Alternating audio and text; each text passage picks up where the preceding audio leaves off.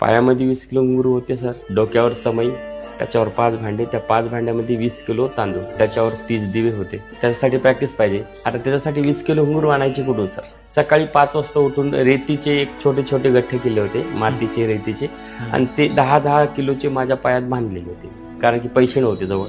आणि त्यानं मी प्रॅक्टिस करायचो. रिप्लाय येत होता की घरात खायला भाकर नाही, अंगावर कपडे नाहीत, आणि चाललाय वर्ल्ड रेकॉर्ड करायला, तोंडाचा खेळ आहे का? या कलेत येण्याचं कारण म्हणजे सांगताना पण अंगाला वाटतं सर भाकर, कारण की पोटाला ज्यावेळेस भाकर नसली ना तर त्यावेळेस आम्हाला वाटत होतं की कावळा आलाच नाही पाहिजे मसल वाटत, कारण की कावळा जर आला तर तो खाऊन घेईल, आपल्याला काहीच भेटणार नाही असं वाटायचं. त्या लाड्या भावानं आणून ठेवून द्यायच्या आणि मग ते आम्ही आवडीनं खायचे. निवड हा तमाशातच नाचवणार पोरगी. माझं जास्त हृदय पातळ व्हायचं की एक बापाला तुम्ही असं डायरेक्टली बोलता की पोरगी तमाशात नाचवतो, तू पोटची लेकरू. तमाशामध्ये काम करणाऱ्या त्या मावल्यांचं धन्य आहे सर.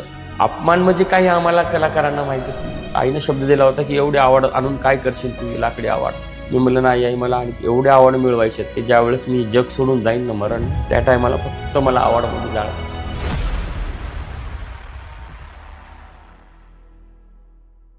तर नमस्कार मित्रांनो, द लाईफ स्टोरी पॉडकास्टमध्ये तुमचं स्वागत आहे. मी तुमचा मित्र विशाल, आणि या चॅनलवरती तुम्ही नवीन असाल तर प्लीज चॅनलला सबस्क्राईब करा.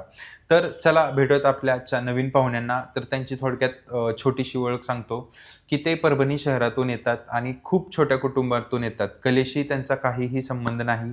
जो प्रवास त्यांनी केलेला आहे त्याच्यामध्ये त्यांनी स्वतःचं तर नाव उंचावलं आहेच आहे, सोबत त्यांनी परभणीकरांचं सुद्धा नाव खूप मोठ्या पद्धतीनं त्यांनी उभं केलेलं आहे. आज कलाकार म्हटलं तर परभणीमध्ये फक्त मधु कांबळे हेच नाव येतं, कारण त्यांच्या नावावर वर्ल्ड रेकॉर्डमध्ये 2018 आणि 2021 अशी त्यांच्या कलेची नोंद आहे. तर भेटूयात आपल्या आजच्या नवीन कलाकाराला, ज्यांनी आपल्या कलेमधून त्यांनी महाराष्ट्राला एवढं दिलं, पण त्यांना आजपर्यंत कोणी त्याचा परिचय घेतला नाही किंवा त्यांना तेवढा मान सन्मान दिला नाही.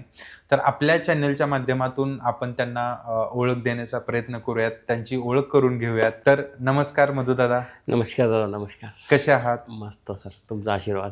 अरे वा, क्या बात आहे.